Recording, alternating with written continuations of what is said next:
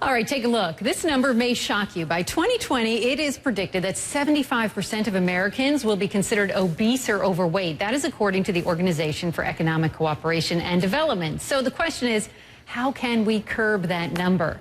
Nutrition coach and author Mark Macdonald says the answer may be simpler than you think. Good morning, Mark. Glad you're here. All right, Thanks for having me. We like simple. We love simple answers. So, all right, you say that the key to losing weight and keeping it off is actually to reprogram your metabolism. Yeah. But you say that it all begins really with just 2 easy steps. Yeah, I mean, I agree with you. It's not the simplest thing. Yeah. Well, once you get it, it's all about understanding your starting point and what your metabolism is. And there's 2 wild cards, 2 genetic things that you're programmed with, which is your body type and your set point.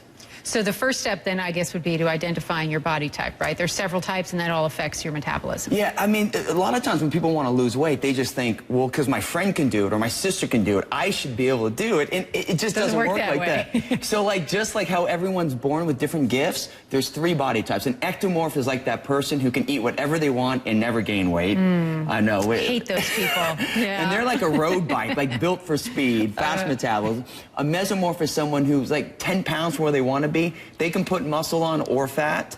And the endomorph is that person who seems to just look at food and gain weight. And I call them like a beach cruiser. So whether you're a road bike or a mountain bike like the mesomorph or a beach cruiser, all 3 bikes can go from LA to New York. Some just have to work a little bit harder. I love how you did that. That's a great analogy. All right, so once you identify your body type, what's the next thing? So it's understanding your set point. So when people diet, they get excited because they're at an inflated weight. Their pants are too tight, their weight's too heavy, and they're above their normal weight, so they quickly drop, but they hit that set point, that plateau weight that they can never break through.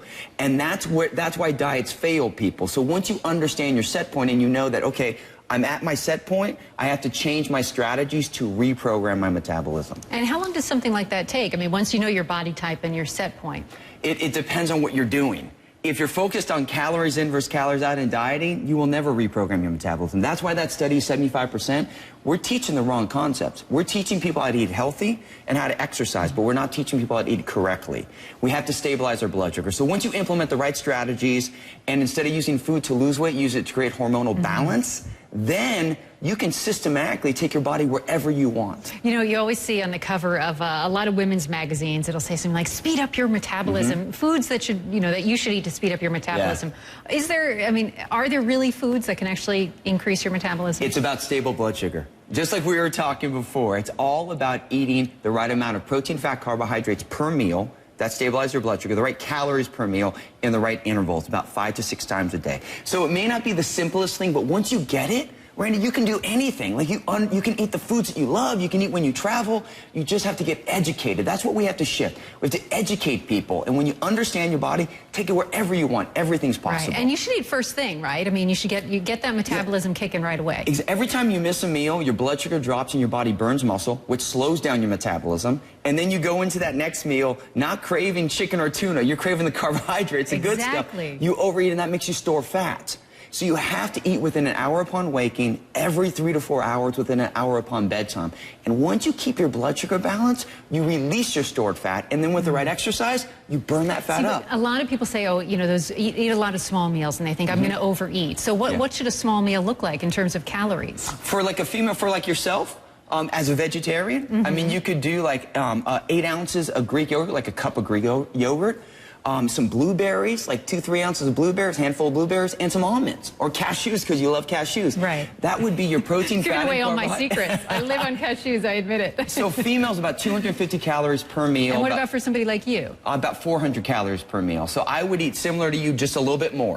Okay. A little bit more protein, a little bit more fat, a little bit more carbohydrates. An equal amount of protein to carbs and fat. And please tell our viewers that starving themselves and skipping meals is not the way to lose weight, right? I mean, that slows down your metabolism, doesn't it? So this is the tricky thing. You lose weight, but you hit a plateau you can't go through, which causes yo-yo dieting.